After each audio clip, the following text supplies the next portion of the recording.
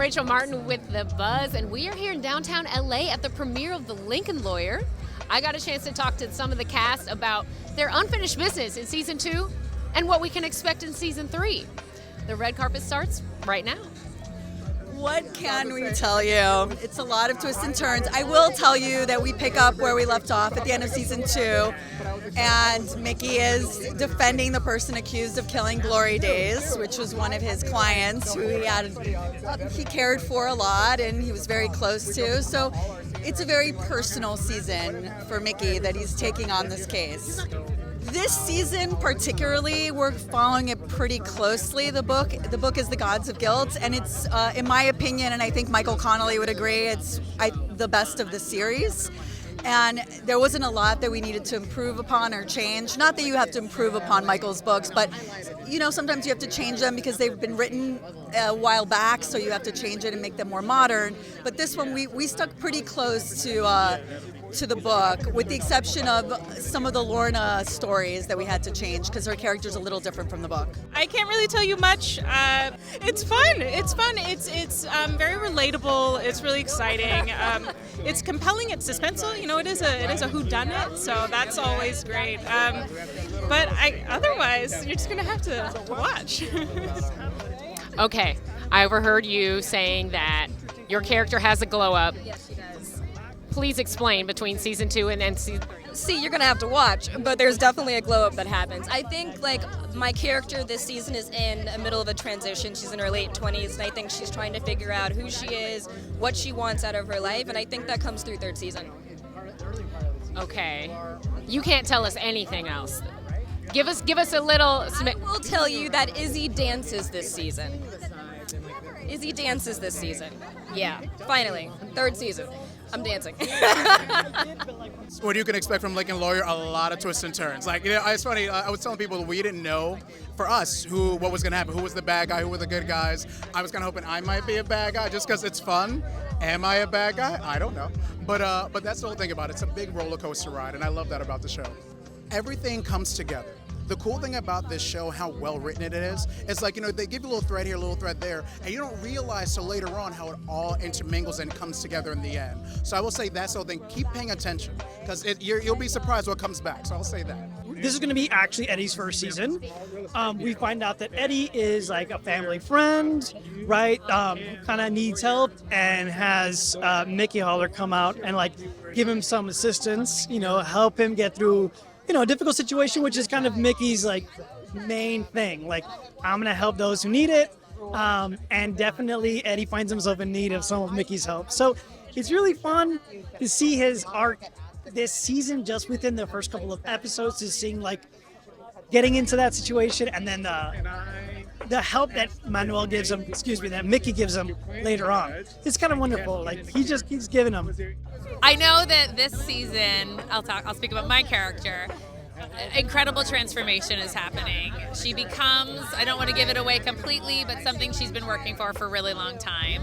And so we see Lorna kind of step into her power, and it was really fun to play, and I hope people like watching it. So, how do you identify with your character? Do you feel that it's personal, or is this more of a challenge for you?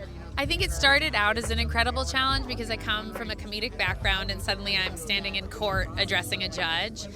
But something I've loved about the character is how she can multitask. She works at Mickey's office, she's Mickey's ex-wife, she's planning a wedding, and she's going to law school. I'm a mother with 4 children, so I can relate to the juggle and trying to do everything well and sometimes failing, but every day getting up and trying really hard. So I relate to her probably more than any character I've ever played. It's really incredible, and we were just discussing the fact that to see a woman like me. I mean, this character, I got to have my hair like this. I had a nose ring, that was written in the script. They wanted, a real young African American representation out there, and I think that that's a really powerful thing. How much say did you get to have in your hair, your makeup, your wardrobe, if any? All of it. They were collaborative. It's not like I came in and said, they were the ones who came to me and said, we'd like her to have a nose ring. So I bought a bunch of different ones, tried them on, because you got to practice with that if you don't really have it. And my hair was, I had it a little different than this, but it was still braids, and they were okay with that. And my wardrobe, even underneath what I was wearing, even like, and particularly when we were in chambers, I wanted her to look a certain way, keep her youthful, but keep her, to just represent who I was, and they were great, really great. She's a mess. She's a beautiful, beautiful mess, and we miss her very much. Yeah. The end. See you later. Bye. Yeah. I mean, Gloria is like, it's a long journey for her, and then finally this season we get a little bit of closure and some understanding, and yeah. And I can't wait to see it just as much as everybody else. Okay, so tell me about how your character, how does she change from season 2 to season 3? She changes quite a bit. Well, first of all, in season 2, she was in the courtroom about 95% of the time that you saw her, right? And in season 3, we get to see her outside of the courtroom. We get to see some of her personal life. We get to see some of her internal struggles. We get to see her facing challenges and how she deals with them and rises to the occasion and overcomes obstacles. She's really powerful. The writers gave me some really juicy stuff this season, so I'm excited for y'all to see that. Can you elaborate on some of these obstacles and challenges that she had? I feel like that would be a spoiler.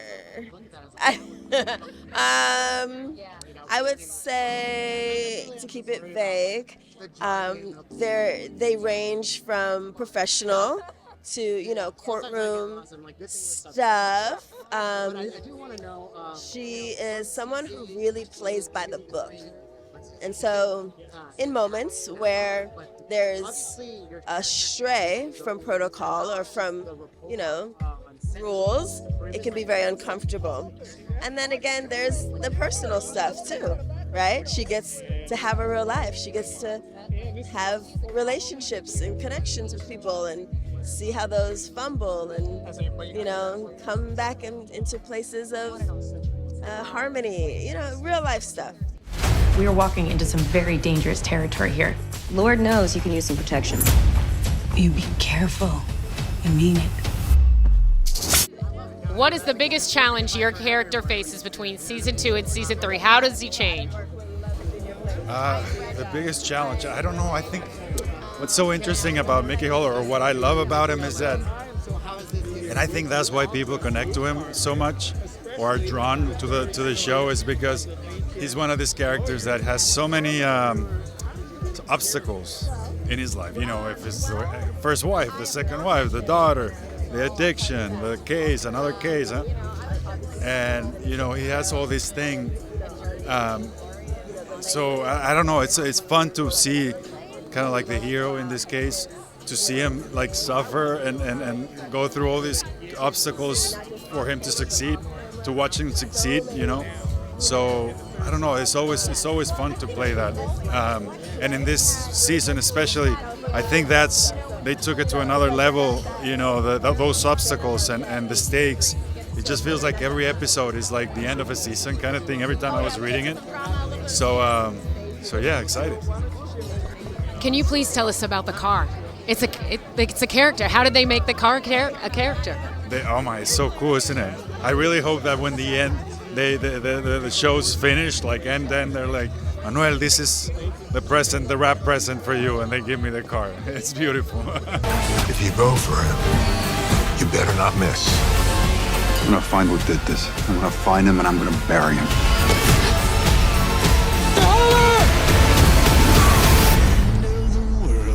It's just a day's work. My name is Manuel Garcia Rulfo, and I've been boss.